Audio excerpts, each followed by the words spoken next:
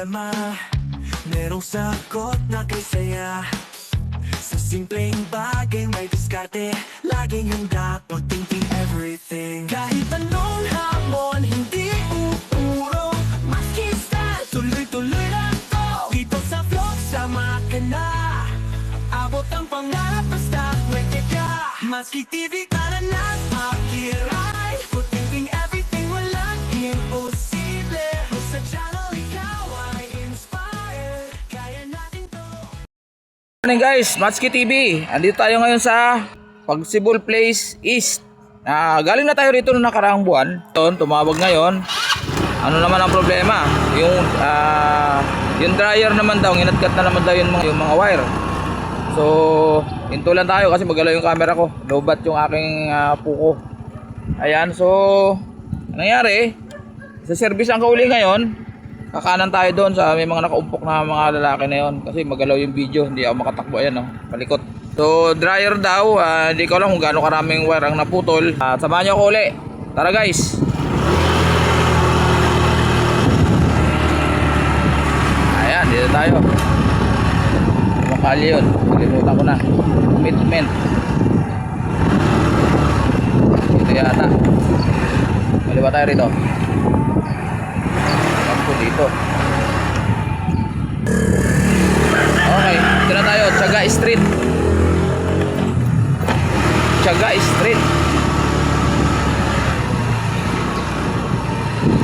Tiaga Street, saan ka na?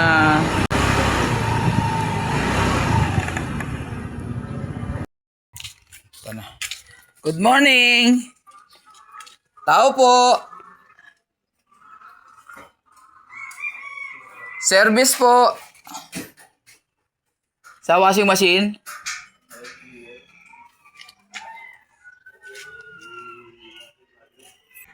So ito yung ginawa natin. Shoutout po.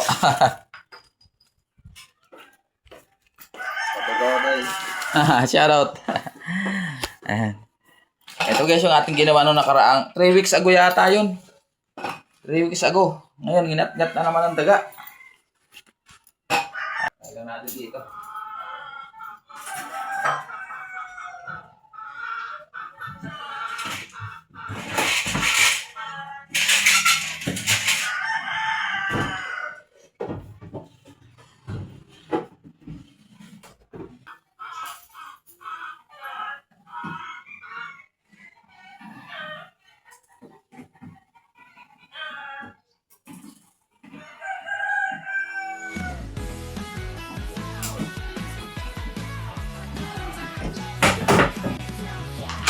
Ginat-gat nga.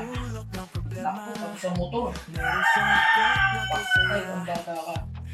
Baklas motor.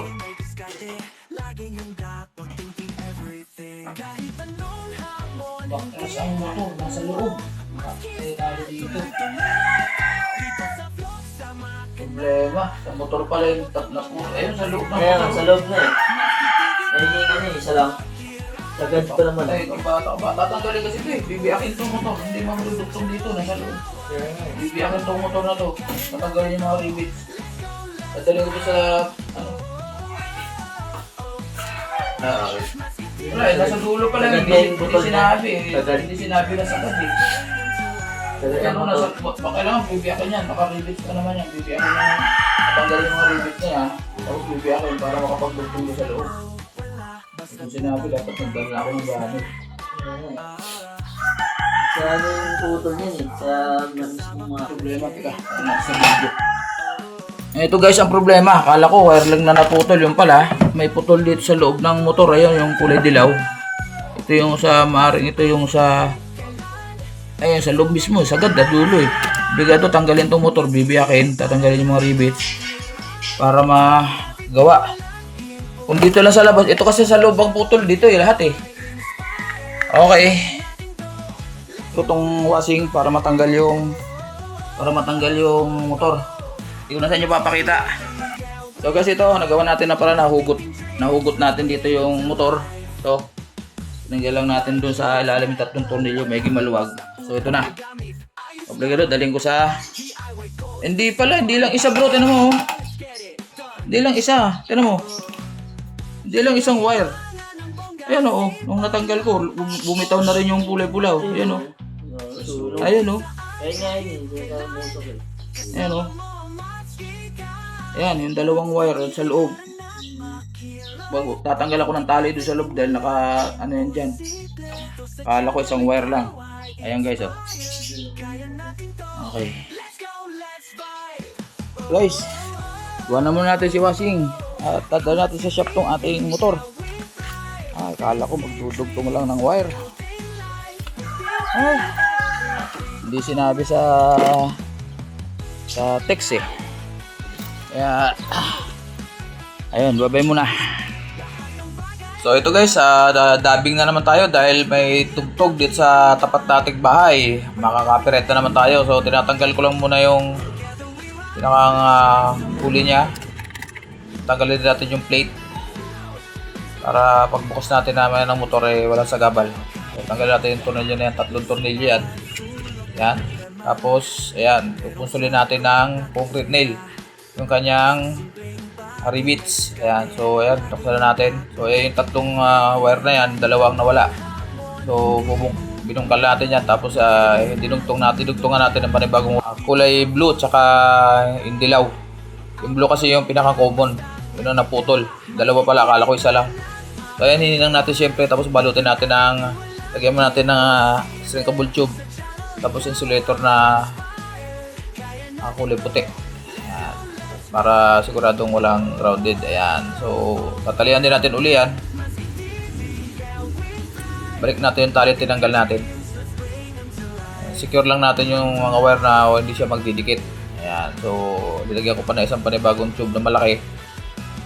Ayan, kasi ginatgat ng daga, pervision daga. So siyempre testingin muna natin yung kanyang resistance, kung walang problema resistance niya. Ayan, so okay naman, magana naman lahat. Ayan, pagkatapos isasara na natin yan.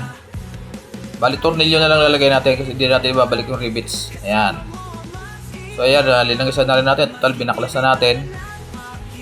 Ayun, so okay na, tornilyohan ko na. Ayan, so babalik na tayo dun sa ating customer para may kabit.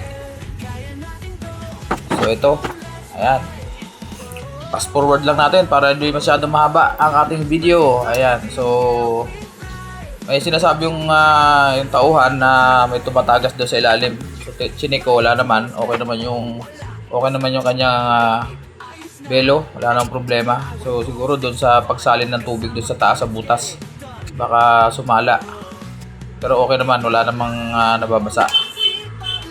Nabasa lang daw yung plastic ng wire, yung pinakabalot ng pinakang wire niya, yung mga dugtungan. So chinik ko naman lahat, okay na. Sinisetro lang natin yung pinakang basket na dryer. At kita natin syempre. Ayan, mabilis ang trabaho lang. Halos 3 weeks pa lang ang nakakalipas nung ginawa ko to. Nginat-ngat din yung daga, nginat-ngat din ng daga yung wiring. Bagsakan lahat sa baba. Bago pa itong washing machine guys. So ayan, tatayo natin para maayos natin yung wiring sa labas. Ayan, ayusin lang natin ang ating camera. Dudugtong lang.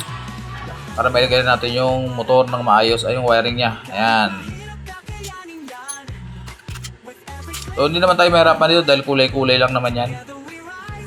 Dahil original pa yung kanyang mga wire. Yung dinugtong ko sa taas lang naman, hindi naman dyan sa baba. Yung nakaraang buwan. So ayan, pag natapos natin may dugtong yung mga wire, nilagyan natin ng insulator yan ay ng shrinkable tube. Ayan. So inayos na natin sa loob. So dito iniingi ko yung plastic na tinanggal nila dyan kasi ginalaw pala nung lalaki. Katiwala dyan ay naitapon yung plastic. So bingin na lang tayo ng plastic at anong plastic para mabalot lang yung mga wire. Tapos hanap tayo ng extension para matesting na natin at nang makalayas okay na tayo. Testing natin muna. Okay na yung wiring nya. Ikutin muna natin tong dryer. Dryer ang problema eh. Ito. Ayun. Kumana na. Stop. Ayun, maganda yung preno. Ayan. So, sa washing, ayun, mana. Okay na, bro. Yun. O, ito na yung dryer. Ito yung nasira yung wire, eh. Ito yung ginawa ko kanina, yung dryer. Ayan na. Ito, preno. Okay na. Yun. Okay. Pa natin tong ayusin natin ang wiring. Stick natin itong mga wire na to.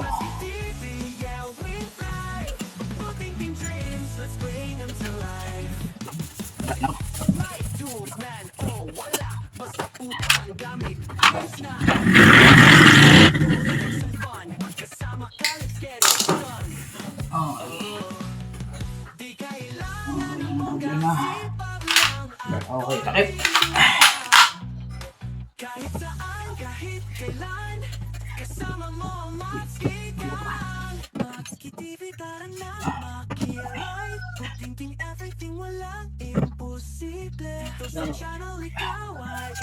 $350 kasi ang service ko dito eh. Plus yung labor ng ano. Kahit ano lang. $550 na lang lahat. Eh.